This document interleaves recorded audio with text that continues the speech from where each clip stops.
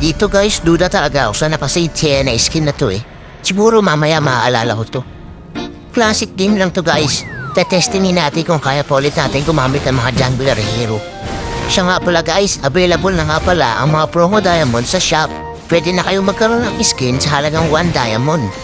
I-post nyo sa comment section guys kung anong skin ang inyong mapupuha. Napansin ko na dito yung Natalia guys, kaya pagka level 4 natin, agad natin pinitas yung Natalia. Idinamay ko na din pati yung ibong Adarna.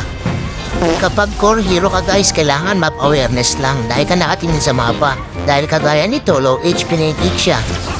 May gold ka na, may kills ka pa. Dito guys, naunahan natin sa pwesto yung ibong Adarna. Di natin nakumpete yung stock ng Hayabusa pero alam kong yung item natin masakit na.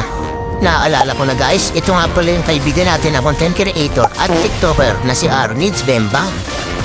And syempre guys, huwag natin kakalimutan na always mag-like at mag-share ng ating mga content. Dito guys, nakita ko si Chuf, nakalabas yung Mr. Muscle niya. Dito guys, kahit classic lang to, talagang marurunong din yung mga naglalaro. Biruin mo nakapag-figure out ba yung parsa? Dito guys, nagkamali ng dash yung Gusion, napunta siya sa harapan ko. Kaya lang, kung bisan siya ang mawala, ang nabigyan natin yung taong ibon. Nakita na Miku sa mapa na pakalat-kalat yung mga kalaban. Kaya dito, naghanap-kalat kami ni Chu kung sino ang una namin mabibigyan.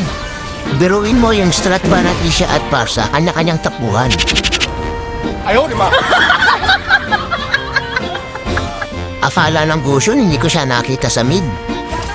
Dito, idinamay na naman niya sa pangalawang pagkakataon ng Parsa. Kaya naman dito, hindi na namin sila pinahirapan. Kinapos na namin ang laban.